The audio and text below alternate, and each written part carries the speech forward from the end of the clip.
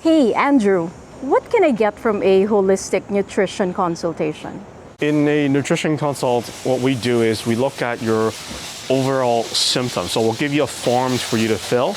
And in this form, you can write out certain numbers depending on what conditions or symptoms you may have. For example, you may have IBS, diarrhea, or you feel fatigue after a meal, after eating a certain protein or steak, and then after that, 3 hours from there, you'll feel a lot of grogginess, and you'll feel very tired after that. So in this form, we have 5 pages, 5 to 10 pages are specific symptoms that you have to fill out and put numbers on it so we can calculate what type of symptoms you have and especially which functionality we need to support based on those systems.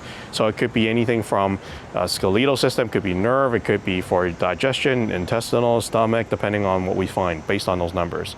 And of course, it's not just based on those numbers, we also have to hear what you're feeling as well and how you are, like what's your daily routine functionality, so then we can tailor your treatment plan or your food aspect of the plan tailored to that.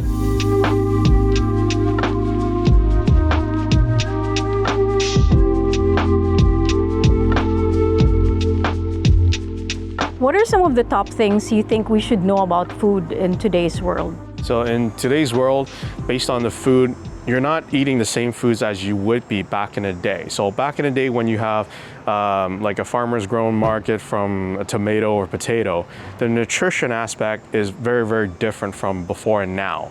So nowadays when we have nutrition from the feeds from down to the ground, the zinc, magnesium, iron that's actually in the soil and other minerals in the soil is decreased compared to back in the day. And that's because of overpopulating, the amount of food that we're growing, how we cycle out our food is also being affected. But a lot of the organic farmers still farm the traditional way where a lot of the soil is not growing on the same thing. They cycle for every food that they grow. So for example, this season might be for corn, the next season will be for something else, and next season they repopulate with something else. And the soil will be replenished every single time differently. What should food do to our body in the first place? When you're intaking certain foods, depending on what type of food that you're eating, there is different vitamins and minerals inside the food that can be benefit for you, but it can also harm you in a certain way. So, and again, depends on your underlying conditions and what is your state of your body. Are you overweight, obese? Are you in your corrective weight distribution? How's your body fat? Those are all come into conclusion. So if, for example, if someone has a little bit more of the body fat, then you wouldn't really eat a lot of the sugary foods. You'll eat more fiber, try to reduce that body fat before eating the sugary foods or starchy foods in that sense. Now, all depends on your situation. If you don't care about having 15%, 25%, 30% of the body fat, then that's okay. There's nothing wrong with that. But is that healthy? Not necessarily. Right? So it depends on your comfortability. Like where exactly do you want to be? Are you trying to become a bodybuilder when you want to cut your fat percentage to 5% of your body fat? And that's quite low, but again, depends on your situation, what your goal is and what you're comfortable is with. How does food affect inflammation and chronic pain?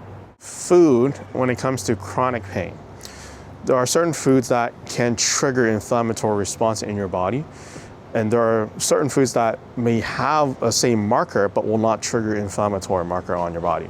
So all this depends on, one, your digestion, how well you're able to digest a certain food, how much enzymes that your body does produce, and how your body understands that if this food is harmful for you or not harmful for you. So there are things that you can do, which is gene testing. You could do a gut testing to look at if the foods are right for you or not right for you. Are there specific foods or habits that support better movement and flexibility?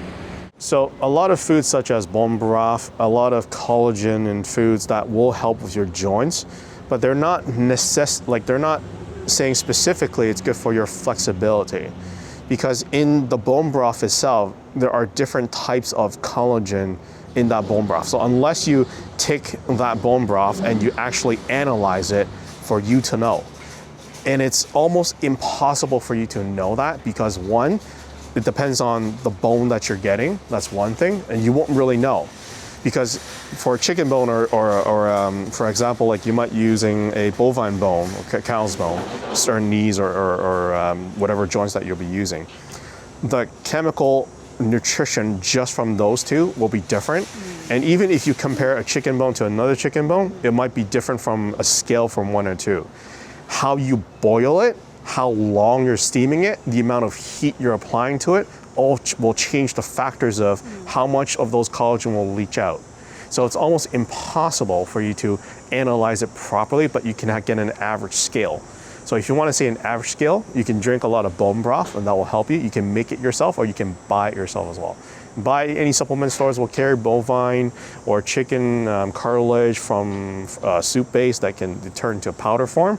And then from the powder form, you can mix it with water and drink it as it is. Or you could take other different forms of supplements. And there's more than 5 different types of collagen. They do things very differently. How do you help people find a nutrition plan that actually sticks?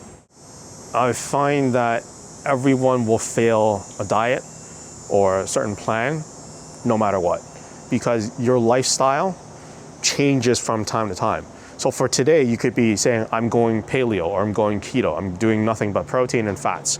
And then on the weekend, you might have going on a dating journey that your significant other or your date might be eating a bowl of pasta and you're stuck probably eating the same thing.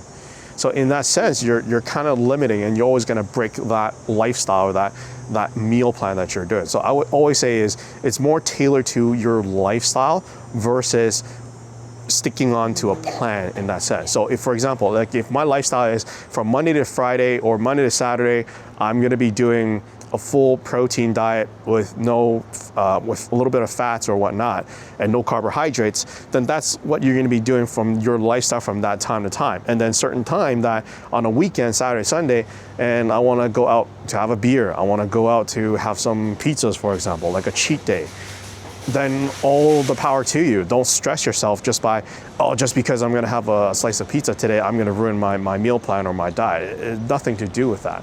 It all depends on your lifestyle. So it doesn't matter what plan you're doing, as long as you're sticking to it from 5-6 days or 3-4-5 days, the longer it is better for you, especially if you're just starting. But for someone that's been doing that for 6 months to a year, then having a little cheat on a Saturday, Sunday, it won't hurt you.